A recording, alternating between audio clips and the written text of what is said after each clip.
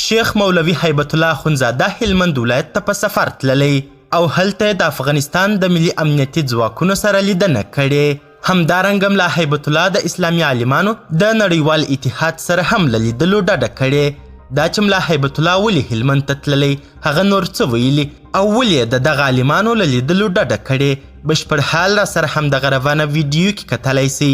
سلامونه قدرمنو لیدونکو، زموږ مشال پریس یوټیوب چینل ته ښه راغلاست.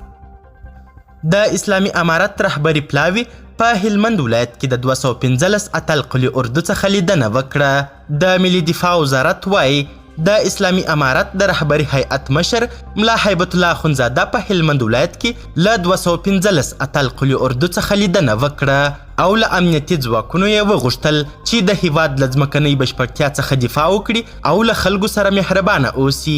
د ملي دفاع وزارت په یو له ټویټونو کې لیکلي چې د افغانستان د اسلامي امارت مشر په هلمند ولایت کې له 215 اتل قلي اردو څخه لیدنه وکړه او پر امنیتي ځواکونو یې ټینګار وکړ چې د هیواد د ځمکنۍ بشپړتیا څخه ساتنه وکړي. د اسلامي امارت مشر له امنیتي ځواکونو وغوښتل چې هوښیار واوسي او له خلکو سره دې هر اړخیزه مرسته وکړي.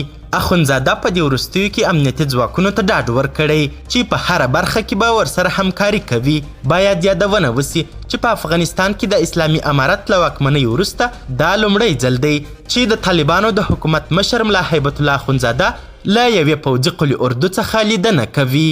همدارنګه د اسلامي عالمانو نړیوال اتحاد ویلي چې ملا هیبت الله اخندزاده زموږ له پلاوي سره له کتنې ډډه کړې. د مسلمانو عالمانو نړیوال اتحاد وایي چې د طالبانو عمومي مشر ملا هیبت الله اخندزاده د دوی له جګپوړي پلاوي سره له کتنې ډډه کړې ده.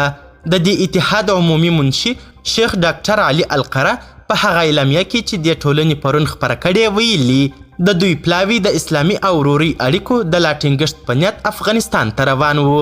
د هغه په وینا دغه سفر 13 میاشت یعنی مخکې تر دې چې طالبان د ښځو پر کار او د نجونو پر زده کړو بندیزونه ولګوي پلان سوي وو. اعلامیه وایي په پام کې وه چې د مسلمانو عالمانو نړیوال اتحاد هیئت په کندهار کې د طالبانو له مشر ملا هیبت الله اخندزاده سره په کتنه کې پر ځینو مهمو مسایلو خبرې وکړي.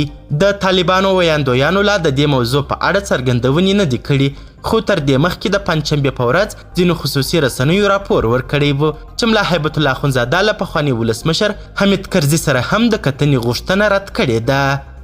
قدرمنو لیدونکو، نړۍ مننه چې ویډیو مو تر اخري شیبو کتل.